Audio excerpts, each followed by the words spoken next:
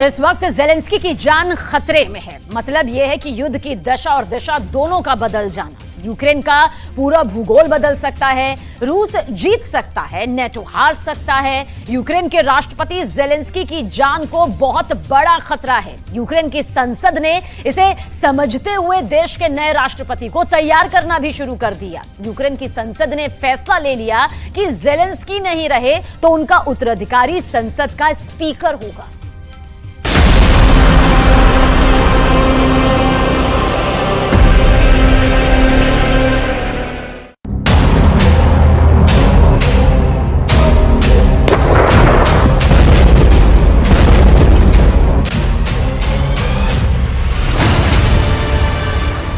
किसने दी जेलेंस्की की मौत की सुपारी?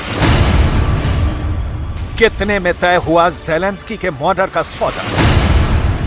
किसके ऑर्डर पर शूटर हुआ कीव रफाकी? किसने रची जेलेंस्की के हत्या की साजिश?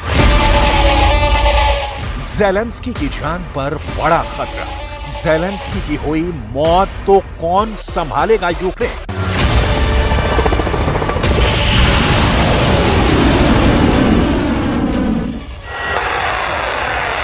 इन सारे सवालों का जवाब आपको एक एक कर डिटेल में दिखाएंगे, क्योंकि एक तरफ तो यूक्रेन के काउंटर अटैक की कामयाबी के दावे हैं, तो दूसरी ओर यूक्रेन के रहबरों के बीच ये चिंता है कि जेलेंस्की मारे गए तो कौन संभालेगा गद्दी। लेकिन उसके पहले ये जानना बहुत जरूरी है कि जेलेंस्की को मारने की प्लानिंग क्या रूस वाकई कर रहा है या ये पश्चिमी मीडिया का प्रोपेगेंडा है जो दुनिया को जेलेंस्की से भावनात्मक स्तर पर जोड़ने के पीछे है। क्या जेलेंस्की के प्रति सहानुभूति की लहर पैदा करने की कोशिश में जेलेंस्की के मौत की साजिश की अफवाह फैलाई जा रही है?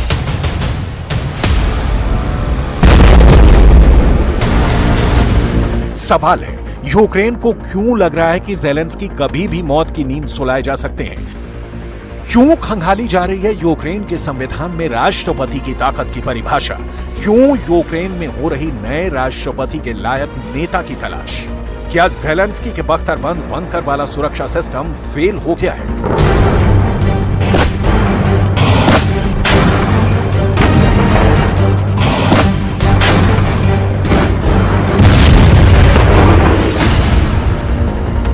तो सबसे पहले आपको बता दें कि जेलेंस्की भले ही कभी कीव की सड़क पर, कभी वॉर फ्रंट पर, कभी विदेश में, कभी अपने बंकर में दिखते हो, लेकिन आपको यह जरूर जानना चाहिए कि जेलेंस्की की सुरक्षा की जिम्मेदारी ना सिर्फ यूक्रेन के इंटेलिजेंस विभाग के पास है, बल्कि इसमें सहयोग करता है अमेरिका का तेज तर्रार खुफिया विभाग CIA।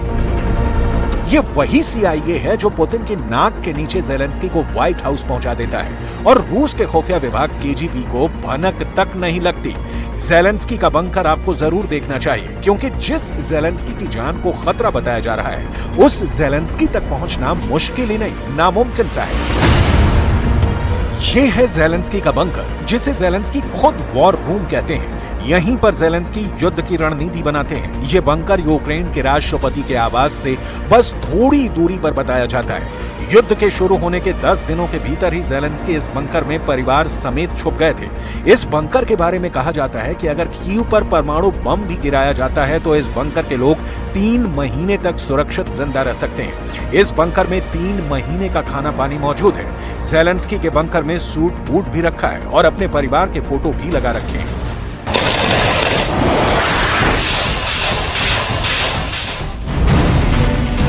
जेलेंस्की ने कोट पैंट पहनना बंद कर दिया है। युद्ध की शुरुआत के साथ ही उन्होंने वर्दी धारण कर ली है। सेना के चीफ कमांडर हैं जेलेंस्की और उन्हें अपने टाइप के लिबास में देखकर यूक्रेन की सेना का जोश हाई होना लाजमी है, जिसका उदाहरण दिखता है कि रूस यूक्रेन युद्ध नतीजे की ओर नहीं, सिर्फ तबाही की ओर सरपट दौड़ रहा है। लेकिन यहाँ तो सवाल है जेलेंस्की के प्राण का।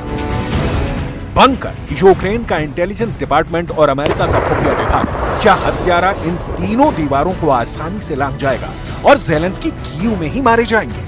इस सवाल पर यूक्रेन में बड़े बड़े सुरक्षा अधिकारियों की लगातार बैठकें हो रही हैं, क्योंकि जेलेंस्की पर हमले की आशंका के पहले भी कई बार जान से मारने के लिए हमले हो चुके हैं। लेकिन इसकी डिटेल आगे बताएंगे और दिखाएंगे कि कैसे जेलेंस्की ने मौत को मात दे दी। लेकिन दूसरी ओर का सीन समझ लीजिए, जेलेंस्की के ना होने पर यूक्रेन में क्या होगा? इसके लिए देश का संविधान खंगाला जा रहा है। यूक्रेन का संविधान राष्ट्रपति की मौत की स्थिति से पैदा हुई समस्या से निकलने का क्या रास्ता बताता है, देख लीजिए। यूक्रेन के संविधान के मुताबिक जब राष्ट्रपति अपने कर्तव्यों को पूरा नहीं कर पाता है तो उसके कर्तव्यों को यूक्रेन की संसद के अध्यक्ष द्वारा संभाला जाता है। इस वक्त यूक्रेन में ज़ेलेंस्की की सत्ता को चैलेंज करने वाला या ज़ेलेंस्की को नेतृत्व को चुनौती देने वाला दूर दूर तक कोई नहीं है। ज़ेलेंस्की ने करीब 18 महीने से जारी जंग में अपनी काबिलियत का लोहा पूरी दुनिया में मनवाया है। नाटो से मांगे और दिए हथियारों के दम पर ही सही ज़ेलेंस्की ने एक कामयाब राष्ट्रपति की भूमिका निभाई है। जाहिर है ज़ेलेंस्की के ना होने पर यूक्रेन यकायक नेतृत्व के संकट में फंस जाएगा।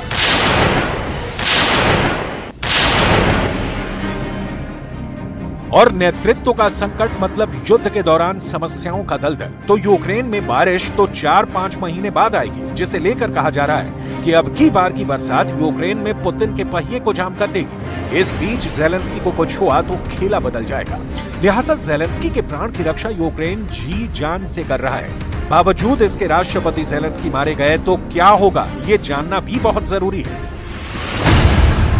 यूक्रेन राष्ट्रपति संसदीय सरकार प्रणाली वाला एक गणतंत्र है। संविधान में सीधे निर्वाचित राष्ट्रपति, एक प्रधानमंत्री जो राष्ट्रपति द्वारा नियुक्त किया जाता है और एक संसद की व्यवस्था देखता है। यूक्रेन की एक सदनीय संसद का नाम है वेरखोवना राडा, जो 450 प्रतिनिधियों से बना है, जिनकी अध्यक्षता एक स्पीकर करता है।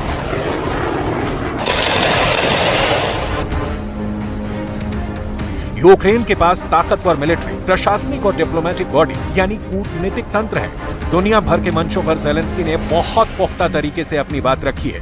कहने का मतलब ये कि ज़ेलेंस्की इस वक्त यूक्रेन में इकलौते ऐसे नेता हैं जो पुतिन की कूटनीति को समझ भी रहा है और मैदान में करारा जवाब भी दे रहा है। यूक्रेन में ज़ेलेंस्की का कोई विकल्प मौजूद नहीं है। यही कारण है कि पश्चिमी मीडिया में ज़ेलेंस्की की हत्या की आशंका की रिपोर्ट छपती रहती है। कहा जाता है एक बार, 2 बार, 3 बार, 4 बार, 5 बार या 6-7 बार नहीं, दर्जनों बार ज़ेलेंस्की की हत्या की कोशिश हुई है। ज़ेलेंस्की हर बार बच निकले, उनका बाल बांका तक नहीं हुआ। ज़ेलेंस्की की जान पर खतरे पर ज़ेलेंस्की के टॉप सलाहकार मिखाइल पोडोलयाक ने क्या कहा, सुनिए।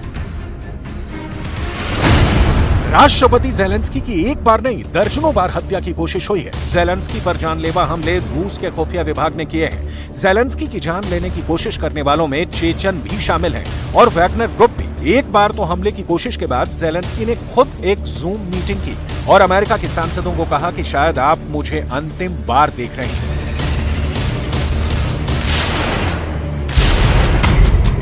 ज़ेलेंस्की हमेशा अपने ऊपर जानलेवा हमले की आशंका जताते हैं। इसका कारण समझने के लिए पुतिन के आवास क्रेमलिन के पास की यूक्रेन के इन 2 ड्रोन हमलों की तस्वीरें देख लीजिए। मई में मॉस्को के भीतर पुतिन के आवास के ऊपर ज़ेलेंस्की ने ड्रोन अटैक कर दिया। इसके बाद जवाब में जो रूस ने मई में कहा था, उसी का नतीजा है कि कीव में ज़ेलेंस्की की जान को महफूज रखने के लिए बैठक पर बैठक हो रही है। रूस के पूर्व राष्ट्रपति और व्लादिमीर पुतिन के करीबी दिमित्री मेदवेदेव ने कहा,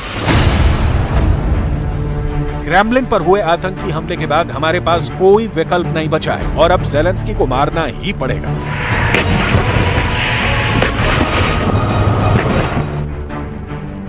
मई गुजर गए, जून गुजर गया, जुलाई भी निकल गई और अब अगस्त शुरू हो चुका है। पुतिन के बेहद करीबी और सहयोगी दिमित्री मेदवेदेव की शपथ अब तक अधूरी है। ज़ेलेंस्की जिंदा है और सिर्फ जिंदा नहीं है, जोश में। उनकी सेना दावा कर रही है कि युद्ध अब रूसी क्षेत्र की तरफ लौट रहा है। अब रूस के संस्थानों और सैन्य ठिकानों को निशाना बनाया जाएगा।